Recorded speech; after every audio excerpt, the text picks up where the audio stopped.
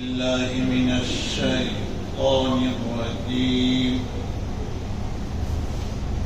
بسم الله الرحمن الرحيم. قال الله إني منزلها عليكم فمن يكفر بعد منكم فإني أعذبه عذابا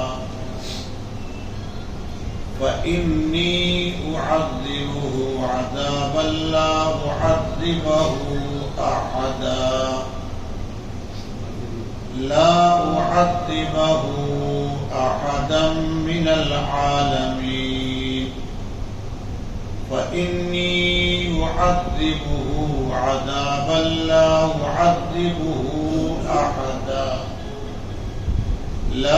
أعذبه أحدا من العالمين. وإذ قال الله يا عيسى ابن مريم أأنت قلت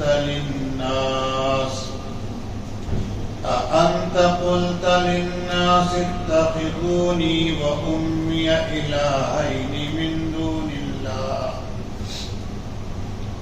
قال سبحانك ما يكون لي أن أقول ما ليس لي بحق إن كنت قلته فقد علمت تعلم ما في نفسي ولا أعلم ما في نفسك إنك أنت علام الغيوب. ما قلت لهم إلا ما أمرتني به أن اعبدوا الله ربي وربكم وكنت عليهم شهيدا ما دمت فيهم فلما توفيتني كنت أنت الرقيب عليهم وأنت على كل شيء شهيد. إن تعذبهم فإنهم عبادك وإن تغفر لهم فإنك أنت العزيز الحكيم. قال الله هذا يوم ينفع الصادقين صدقهم لهم جنات تجري من تحتها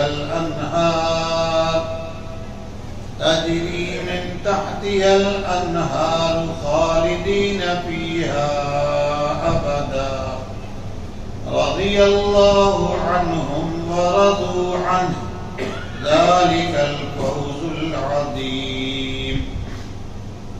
لله ملك السماوات والأرض وما فيهن وهو على كل شيء قدير. صدق اللہ العظیم. آپ کے سامنے پارہ نمبر 7 سورت نمبر 5 سورت المائدہ کی آیت نمبر 115 سے 120 تک یعنی ختم سورت تک تلاوت ہوئی ہے. ارشاد ربانی ہے قال اللہ نے فرمایا انی منزلها علیکم بے شک میں خوان کو تم پر اتار دوں گا. فمن یکفر بعد منکم لیکن تم میں سے جو اس کے بعد کفر کرے گا فإنی أعذبه عذابا یقیناً اس کو میں ایسا عذاب دوں گا لا أعذبه أحدا من العالمین کہ میں دنیا جہان میں سے کسی کو بھی ایسا عذاب نہیں دوں گا. وَإِذْ قَالَ اللَّهُ يَا عِيسَى ابْنَ مَرْيَمَ اور وہ وقت بھی قابل ذکر ہے جب اللہ نے ارشاد فرمایا اے مریم کے بیٹے عیسیٰ اَأَنْتَ قُلْتَ لِلنَّاسِ کیا تم نے لوگوں سے کہا اتخذونی و امی الہین من دون اللہ، کہ مجھے اور میری ماں کو اللہ کو چھوڑ کر دو معبود، دو خدا بنا لو۔ قال عیسیٰ جواب دیں گے سبحانک، آپ کی ذات پاک ہے، ما یکون لی ان اقول ما لیس لی بحق، یہ کیسے ہو سکتا ہے کہ میں ایسی بات کہوں جسے مجھے کہنے کا حق ہی نہیں ہے۔ ان کنت قلتہ، اگر اس کو میں نے کہا، فقد علمتہ، یقیناً آپ اسے جانتے ہیں، تعلم ما فی نفسی ولا اعلم ما فی نفسک، میرے دل میں جو کچھ ہے آپ جان رہے ہیں، اور آپ کی ذات پاک میں جو کچھ ہے میں نہیں جانتا ہوں۔ انک انت علام الغیوب، یقیناً آپ ہی چھپی ہوئی باتوں کو بھی خوب جاننے والے ہیں۔ ما قلت لهم الا ما امرتنی به ان اعبدوا اللہ ربی وربکم، میں نے ان سے صرف وہی کہا جس کا آپ نے مجھے حکم دیا تھا کہ تم اللہ کی عبادت کرو، میرا بھی پروردگار وہی ہے اور تمہارا بھی۔ وَكُنْتُ عَلَيْهِمْ شَهِيدًا مَا دُمْتُ فِيهِمْ، اور جب تک میں ان کے درمیان موجود تھا میں ان کی نگرانی کرتا رہا۔ فَلَمَّا تَوَفَّيْتَنِي، پھر جب آپ نے مجھے اٹھا لیا، كُنْتَ أَنْتَ الرَّقِيبَ عَلَيْهِمْ، تو آپ ہی ان کے نگراں ہیں۔ وَأَنْتَ عَلَى كُلِّ شَيْءٍ شَهِيدٌ، اور آپ ہر چیز پر حاضر ہیں، گواہ ہیں۔ ان تعذبہم، اگر انہیں آپ عذاب دے دیں، فإنہم عبادک، تو یقیناً یہ آپ کے بندے ہیں۔ وإن تغفر لہم، اور اگر آپ انہیں معاف کر دیں، فإنک انت العزیز الحکیم، تو بے شک آپ ہی زبردست انتہائی حکمت والے ہیں۔ قال اللہ تعالیٰ ارشاد فرمائیں گے ھذا یوم ینفع الصادقین صدقہم، یہ وہ دن ہے کہ سچوں کا ان کا سچ نفع دے کر رہے گا۔ لہم جنات تجری من تحتها الانہار خالدین فیہا ابدا، انہی کے لیے ایسے باغات ہیں جن کے نیچے نہریں بہ رہی ہیں، یہ اس میں ہمیشہ ہمیشہ رہیں گے۔ رضی اللہ عنہم، اللہ ان سے خوش ہوا، راضی ہوا، ورضوا عنہ، اور یہ بھی اللہ سے راضی ہوئے۔ ذالک الفوز العظیم، یہی بڑی کامیابی ہے۔ للہ ملک السماوات والارض وما فیہن، آسمانوں میں، زمین میں اور ان کے اندر جو کچھ ہے اللہ ہی کی حکومت ہے۔ وَهُوَ عَلَى كُلِّ شَيْءٍ قَدِيرٌ، اور وہی ذات ہر چیز پر قدرت رکھتی ہے۔ جیسا کہ کل کے سبق میں بات آ چکی ہے کہ حضرت عیسیٰ علیہ نبینا علیہ السلام کے حواریین یعنی صحابہ کرام نے دل سے ایک درخواست کی، اور اس درخواست کا مطلب انہوں نے جو بیان کیا اللہ رب العزت نے اپنے کلام میں اسے نقل کیا ہے کہ ہم صرف اس لیے چاہتے ہیں کہ جنت سے، آسمان سے بھرا ہوا دسترخوان آئے کہ ہم بھوکے ہیں کھانا کھا لیں اور ہمارا دل مطمئن ہو اور ہمیں عین الیقین حاصل ہو جائے اور ہم آپ کے معجزے پر اور اس آسمانی دعوت پر گواہ رہیں۔ عیسیٰ علیہ نبی علیہ السلام نے اللہ تعالیٰ سے اپنے صحابیوں کی درخواست کو ذرا ایک نرالے انداز سے اور ایک محبوبیت کے انداز سے اور ایک بڑے لاڈ و پیار کے انداز میں پیش کرتے ہوئے کہا تکون لنا عیدا لاولنا وآخرنا وآیۃ منک، اے رب آپ ہماری یہ دعا اور صحابہ کی یہ درخواست قبول کر لیجئے تاکہ ہمارے اگلے پچھلے سارے لوگوں کے لیے یہ عید کی خوشی ہو جائے اور آپ کی طرف سے ایک بڑی نشانی اور معجزہ ہو جائے۔ حقیقت تو یہ ہے کہ روزی صرف آپ دیتے ہیں اور بڑی اچھی روزی اور بہترین روزی دینے والے آپ ہیں۔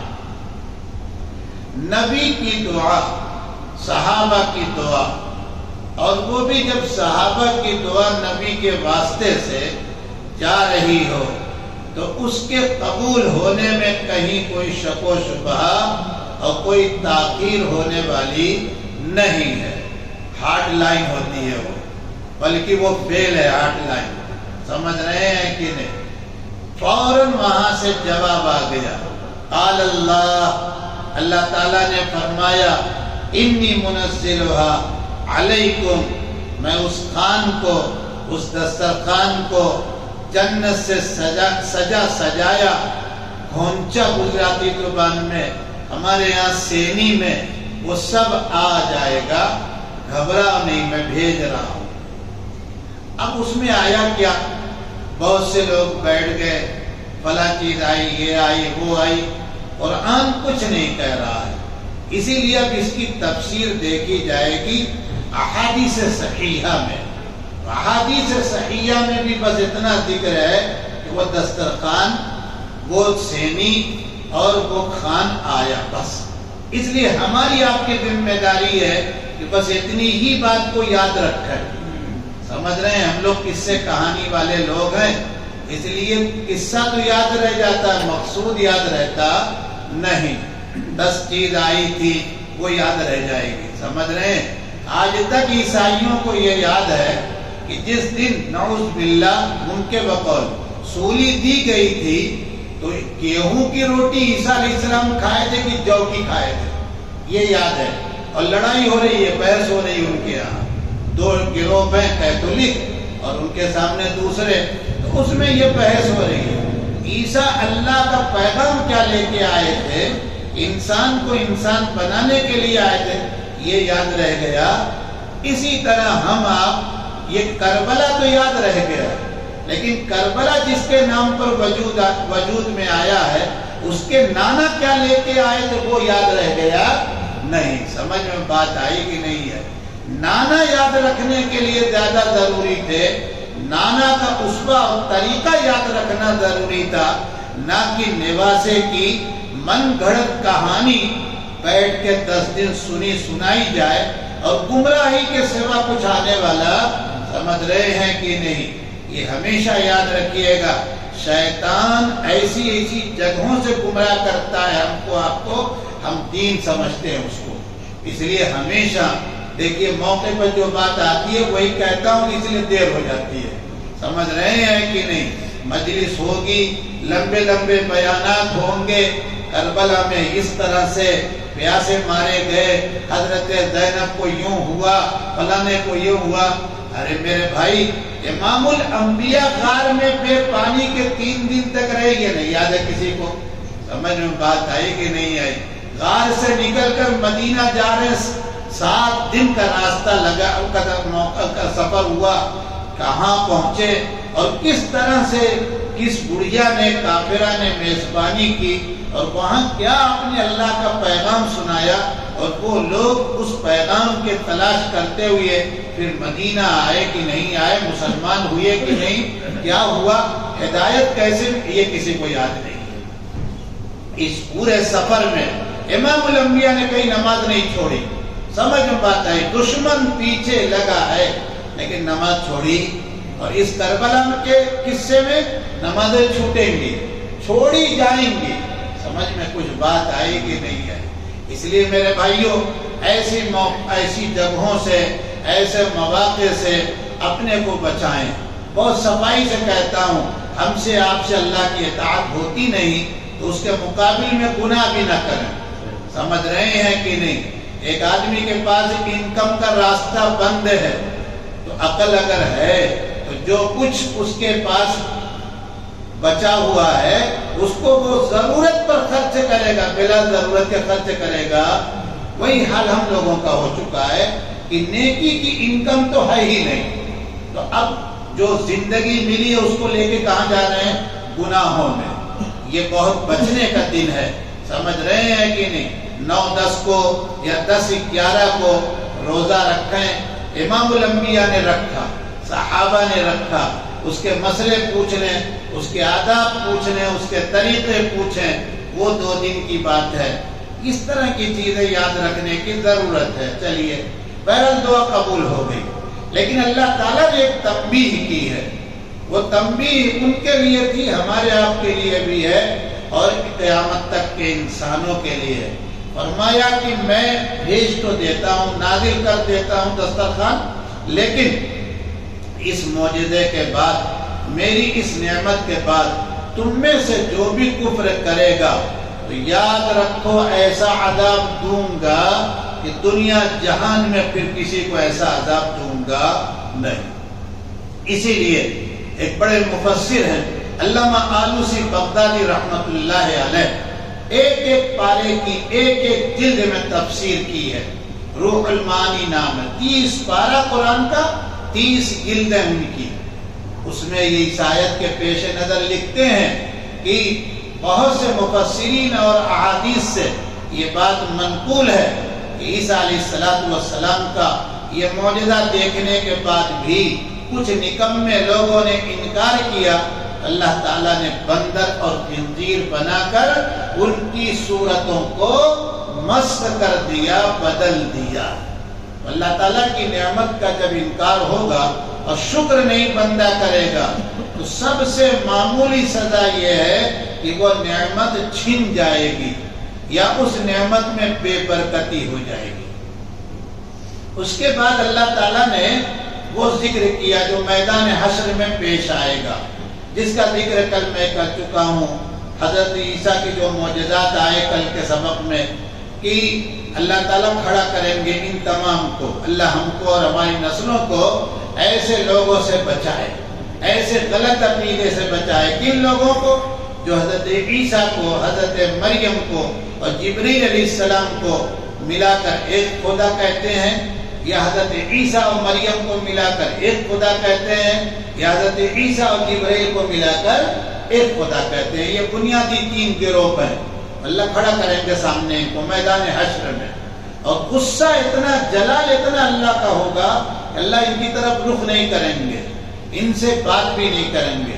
حضرت عیسیٰ کو بلا کے پوچھیں گے، عیسیٰ ایک بات بتاؤ، یہ لوگوں سے یعنی ان سے کیا دنیا میں تم نے کہا تھا کہ اللہ واحد کو چھوڑ کر مجھے یعنی عیسیٰ کو اور میری ماں یعنی مریم کو 2 الہ 2 خدا بنا لو؟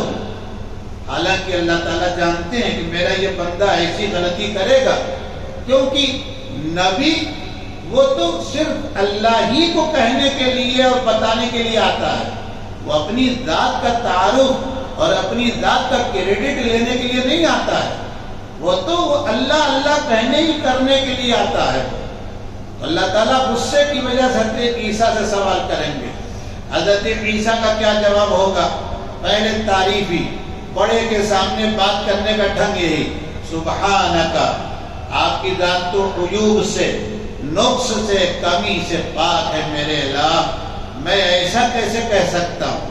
پھر حضرت عیسیٰ جواب دیں گے، ما یکون لی ان اقول ما لیس لی بحق، ایسی بات کہنا میرے لیے ممکن ہی نہیں ہے جس کے کہنے کا کبھی بھی مجھے آپ کی طرف سے حق ملا نہیں.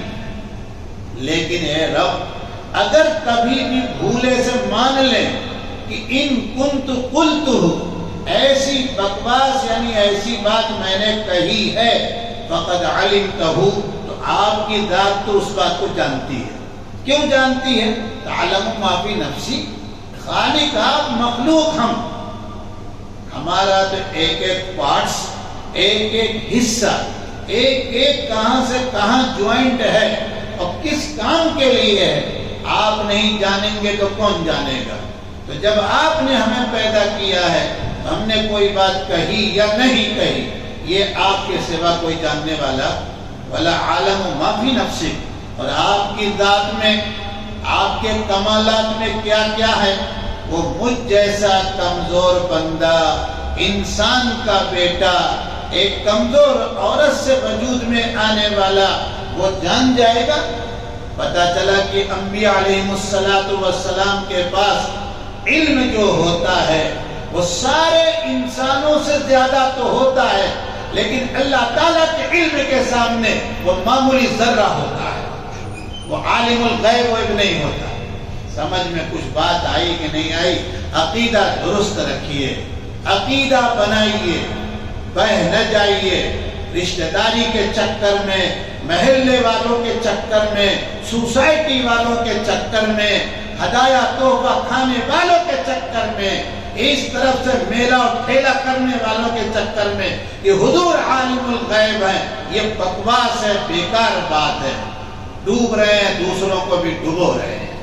عیسیٰ علیہ السلام کیا کہہ رہے ہیں؟ وَلَا عَالَمُ مَا فِي نَفْسِكَ، آپ کی ذات میں، آپ کے کمالات میں کیا کیا وہ مجھے کچھ پتا، میں کیسے جانوں گا؟ مجھے کہاں اس کا اختیار ہے کہ میں جان جاؤں؟ اور پھر فرمایا اِنَّكَ أَنْتَ عَلَّامُ الْغُیُوبِ، پتھر توڑا جا رہا ہے زمین کے نیچے نہیں بلکہ سمندر کے نیچے، سمندروں کے نیچے بھی پہاڑیاں، اور وہاں توڑنے کے بعد اس توڑنے والے کو 2 انچ لمبا کیڑا زندہ مل رہا ہے۔ کون رزاق ہے اس کا؟ کون رزاق ہے؟ سمجھ رہے ہیں؟ کون ہے اس کا خالق؟ اس کا مالک کون ہے؟ ہر طرف سے پتھر، کہیں سے کہیں آنے جانے کا، سمجھ رہے ہیں؟ شیخ سعدی نے لکھا ہے، بڑی عبرت کی بات ہے، قصہ سناؤں تو سناتا رہ جاؤں گا۔ اندھا سانپ بیٹھا ہے منہ پر درخت پر، اندھا، آنکھ بھی نہیں، کوا آ کر انگور کے دانے اس کے منہ میں ڈال رہا ہے۔ یہ ہمارے مدرسے میں کتاب پڑھائی جاتی ہے، گجرات میں اس کو کہتے ہیں چہل سبق، ہمارے مدرسوں میں یو پی کے گلدار دبستہ، سمجھ جائیں گے؟ باغات کا باغات، 40 سے 100 سے زیادہ قصے لکھے ہیں، چھوٹے چھوٹے۔ یہ ہے کون سا کہ کوے کو ڈیوٹی پر لگائے، اور وہ بھی کیا لا رہا ہے؟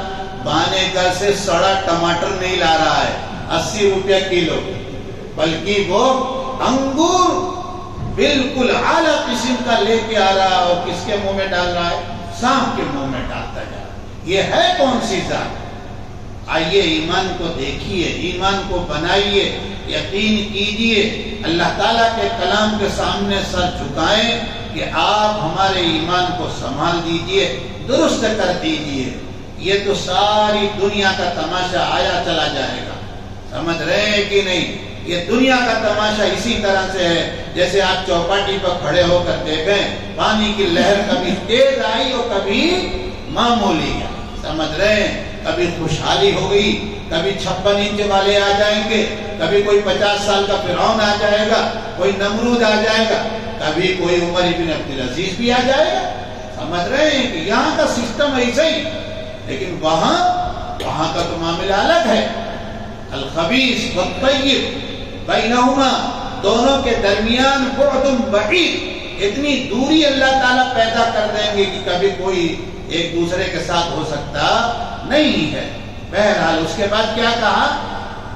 فرمایا کہ ما قلت لهم الا ما امرتنی به، اے رب ہم نے تو صرف ایک ہی بات کہی، اسی کی صدا لگائی، گلی گلی میں ٹھوکر ہم نے کھایا آپ کے لیے، پتھر کھائے، مار کھائے، یہ یہودی رات دن ہمارے پیچھے پلاننگ کرتے رہے۔ گورنمنٹ جو اس وقت کی سپر پاور تھی، اس کی سپریم کورٹ میں جا کر ملک کا غدار اور باغی ثابت کیا اور ہمارے خلاف کیس قدر کیا، اور سپریم کورٹ کے ججوں نے بیٹھ کر متفقہ فیصلہ میری سولی کا کیا، اور سولی کے گھر تک میں پہنچا، لیکن بچانے والی ذات آپ کی जिब्रील बार बार दाएं बाएं साथ रहे। मैंने तो सिर्फ एक ही बात कही है, ओ बुदुल्लाह रब्बी व रब्बुकुम। नमाज पढ़ते वक्त भी पूरा ध्यान इसी का, रोजा रखते हुए भी इसी का, पड़ोसी के साथ बर्ताव करते हुए इसी का। छगन भुजबल भी आ जाए दरवाजे पर भीख मांगने, उनको 2 पैसा देते हुए भी इसी का ध्यान। ये नहीं कि कल वो कुछ करके मेरे साथ जाएगा, वो क्या करेगा? फकीर आदमी दूसरे का क्या करेगा? समझ में कुछ बात आई कि नहीं? भीख मांगने लोगों से, चोरों से, लुटेरे डकैतियों से आप अपने लिए खैर की उम्मीद लगाएंगे, इससे ज्यादा नासमझी की कोई बात। सारा हमारा मर्जा, मावा, ठिकाना अल्लाह के साथ। ये है रब, जिस रब ने ईसा को इन यहूदियों के बीच में से निकालकर, तीसरे पारे के सबक में जो हजरात हाजिर रहे उन्हें याद होगा किस तरह से जो शख्स सबसे बड़ा ईसा अलैहिस्सलाम का दुश्मन था, अल्लाह ने उसकी सूरत क्या बनाई? ईसा बनाई, और सूली पर वही गया। ये ईसाई ना हंजार ना समझ ये कहते हैं कि सूली पर कौन गया है। समझ रहे हैं कि नहीं? ऐसी बात बिल्कुल नहीं। बात खत्म हो गई, बिल्कुल सबक खत्म हो रहा है। अल्लाह ताला के फजल से सूरह भी पूरी हो गई। फरमाया कि ए रब, सुनिए तो बड़ी अजीब बात है, जब तक मैं इन लोगों के बीच में था, इनके अकीदे की निगरानी करता रहा, उस वक्त तक इन्होंने मुझे आपके बराबर माना, उस वक्त तक मुझे आपका बेटा इन्होंने कहा, उस वक्त तक मुझे आपकी दात में शरीक नहीं किया। वकुन्तु अलैहिम शहीदन मा दुम्तु फीहिम। लिहाजा पता चला कि ये जो बात आई है कि ईसा मरियम अल्लाह एक, मरियम ईसा और अल्लाह एक, जिब्रील ईसा एक, इस तरह से जो बात चली है, ये ईसा अलैहिस्सलाम के आसमान पर जाने के बाद उसी को कहा फलम्मा तवफ़्फ़ैतनी, फिर जब आपने मुझे उठा लिया, कुन्त अंतर रक़ीब अलैहिम, अब तो आप निगरान हैं, मैंने पैगाम भी पूरा पहुंचाया, निगरानी भी की, और मेरे आने के बाद अगर ये बिगड़े हैं तो अब आप हिसाब लीजिए, मैंने कोई कोताही नहीं की। व अंत अला कुल्लि शैइन शहीद। उसके बाद ईसा अलैहिस्सलाम ने अपनी बंदगी जाहिर करते हुए उम्मत के हक में शफकत को पेश कर दिया। साफ तो ये नहीं कहा कि अल्लाह इसके बावजूद भी मेरे आने के बाद मेरी उम्मत जितने ईसाई हैं सबको आप बख्श दीजिए, नहीं, क्योंकि काफिरों के हक में मग़फ़िरत की दुआ हो सकती नहीं। इसलिए ईसा अलैहिस्सलाम ने इशारतन कहा, ए रब, अगर आप इनको माफ कर दे, सजा देते हैं तो बंदे तो आपके हैं, आपको पूरा इख्तियार है, कुदरत है, कोई रोक सकता, लेकिन अगर आपने माफ कर दिया तो आप ऐसे जबरदस्त ताकत वाले, हिकमत वाले हैं कि कोई आपसे पूछने आएगा। अल्लाह ताला ने क्या जवाब दिया? अल्लाह ताला ने कहा कि ईसा, ये वही दिन आज का है जब सच्चाई लोगों को नफा देकर रहेगी। हमारे कोर्ट में, अदालत में सच्ची बात का एतराफ करो, इकरार करो। आपने बता दिया ईसा कि दावत देने में हमने कमी की नहीं है, और जब तक हम इनके बीच में रहे, अकीदा दुरुस्त रखा, हमारे आने के बाद क्या हुआ है ये अब आपकी जिम्मेदारी है। इसलिए अल्लाह ताला खुश होकर कहते हैं, ईसा आप और ये हवारी, जो लोग सही अकीदा लेकर दुनिया से आपके सामने गए या आपके बाद गए, इन्हीं के लिए बागात है, यानी जन्नत की बेहतरीन नेमतें अल्लाह ताला की इताअत करने वालों के लिए हैं। उससे बड़ी नेमत क्या है?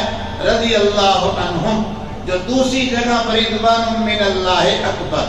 इसलिए मुफस्सिरीन ने लिखा, तवज्जो से सुनिएगा, जन्नत की नेमत के मुकाबले में अल्लाह की खुशी ये सबसे बड़ी नेमत है। क्योंकि अल्लाह ताला अगर खुश नहीं है तो जन्नत का कोई तसव्वुर, जन्नत की हवा भी नहीं लगेगी, बल्कि जन्नत तो दूर की बात, जन्नती खाना जो खाए हैं, दस्तरखान पे जो गिरा है, प्याले में जो बचा है, वो भी काफिरों को मिलेगा। समझ रहे हैं कि नहीं? ہم پڑھیں گے انشاءاللہ، قریب جا رہے ہیں 8ویں پارے میں، کہ یہ جہنمی دیکھیں گے، ہائے ہائے یہ تو کھا رہے ہیں، تو کہیں گے تھوڑا سا تو ٹپکا دو، تھوڑا سا 2-4 دانے ہی دے دو، تو یہ جنتی کہیں گے کافروں پر جنت کی نعمتیں کیا ہے؟ حرام ہے، بس ہو گیا کام۔ اس لیے دوستو اللہ تعالیٰ سے شکرانہ پڑھ کے اس کا شکر ادا کرو کہ رب ماں باپ ایسے ملے تھے کہ خون کے ساتھ ایمان دے کے گئے ہیں، ورنہ ہم بھی جا کے کہیں گھنٹی بجاتے کوئی اپنا ہے کمال؟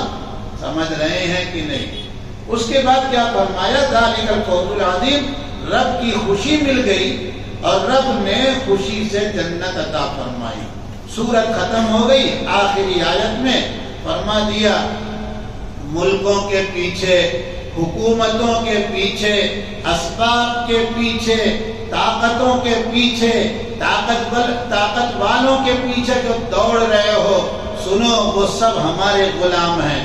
ملک ہمارا، حکومت ہماری، یہ حکومت کرنے والے ہمارے نوکر، اس لیے تم ہمارے بن کے رہو تو ہم تمہارے بن کے رہیں گے۔ للہ ملک السماوات والارض وما فیہن وہو علی کل شیء قدیر۔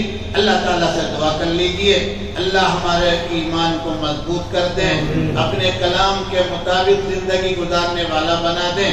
سبحان ربک رب العزت عما یصفون وسلام علی المرسلین والحمد للہ۔